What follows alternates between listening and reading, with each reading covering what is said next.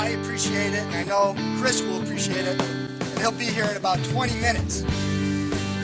Okay, first thing, we do not know how many people are coming today. It could be 50, it could be 500. Let's be prepared for anything.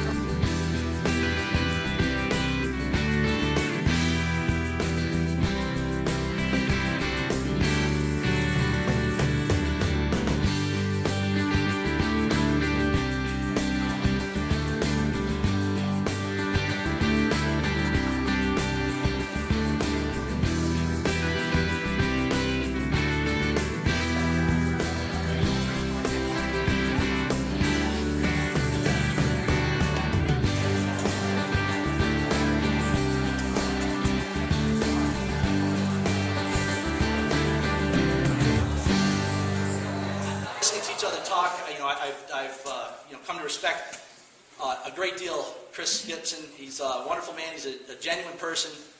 He's got his mind in the right place. He's here for all the right reasons. Each other's messages, but most importantly, I got to know this guy. I got to tell you something, and I said this the other night in Warren County. This is not just a great candidate; it's a great man, and that's why we're going to elect him. That's why New York State's going to bring in some congressmen this year from the right party. Guys are going to do the right job because they're men of integrity, they're men of character. They're men like Chris Gibson. It's a privilege to be here to introduce him. Our candidate for Congressman. This election, what this election is about, is do we stay on this path of centralization and dependency, or do we reject that? And do we move to reclaim our republic, to restore our economic greatness, and to bring back to restore our freedoms? I say it's the latter.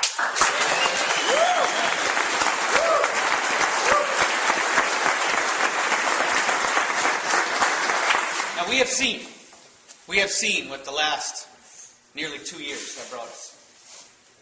Trying to take over the banking industry, the auto industry, the healthcare industry, the student loan industry.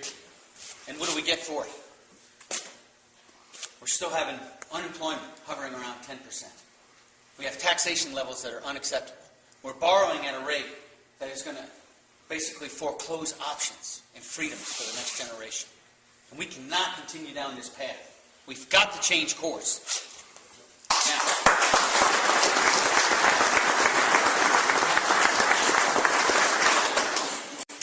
Now, as Thomas Paine said over 200 years ago, he said, in America, we always have the ability to start anew again. And it's true now. I'm disappointed as well. But I'm not discouraged. I know we can do this. I know that together, I feel it, up and down these 10 counties and across the 137 towns, we are rising. We are rising. And we're going to reject this. We're going to reject the centralization. We're going to restore our freedoms. Our vision. What our vision is about is freedom. Freedom. Economic freedom. Personal freedom. Our freedoms. Our Constitution. That's what this campaign is about.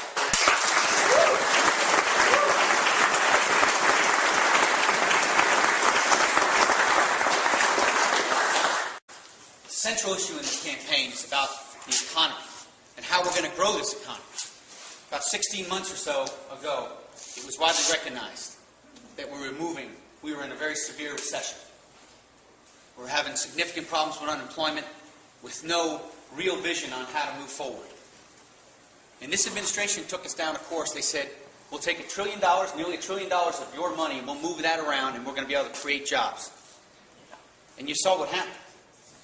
We had the problems with unemployment. They were not abated. And we grew an economy, but we grew the public sector economy. And that's not the economy we want to grow.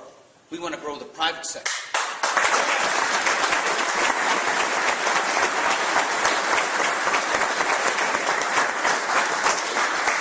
There are 3 points that are going to bring us the economic revitalization that we're looking for.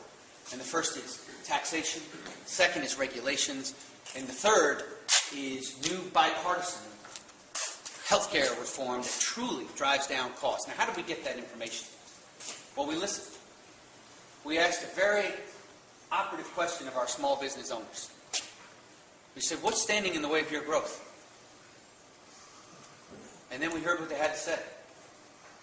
And what they said, in loud and clear terms, was that the taxations are too high. You know, we've got to find a way to drive the cost of health care down. And we know the best way to do that. It's not through government action. It's through free market activity and pressures. And the way to do that is, the first thing we need to do is repeal this monstrosity of a bill that's been ended up.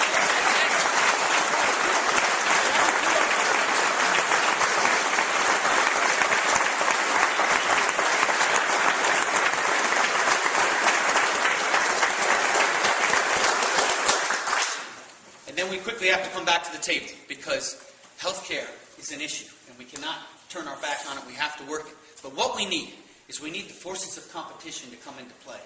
We've got, as we know, 3 to 5 major companies, insurance companies here in New York State, but across America we can get access to about 3 dozen.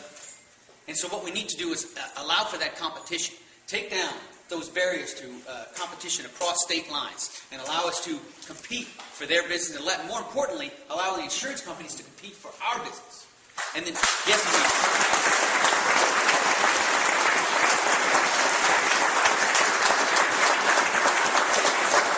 and the second piece of this, and you'll hear it, and I heard it from doctors yesterday, is that our doctors right now pay entirely too much for premiums against malpractice suits. We've got to cut that. And so we strongly advocate tort reform. The economy. The economy, the number one issue. Followed closely by spending. We cannot continue this course right now. We are 1.5 trillion just this year in the deficit. Our debt is approaching 13 trillion. And why? Right now, we pay close to $400 billion a year for nothing but interest on our debt. What an opportunity cost.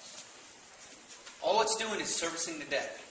That's why we not only need to balance this budget, and that needs to be the mission of the next Congress. Don't believe folks who say we can wait 10 years to balance this budget. We need to balance this budget. It needs to be the mission of the next Congress. But beyond that, once we balance the budget, we need to begin to pay down the debt, because we cannot afford this opportunity cost. This opportunity cost is hurting us, and it's most certainly hurting the next generation. And so let me just say once again, thank you very much for coming. We are deeply grateful for your volunteers, and we share in your concern for America. We know what needs to be done. We are motivated to get after it, to be organized, to be smart with our decisions, and to compete, and to bring victory in November. Thank you, ladies and gentlemen. Thank you.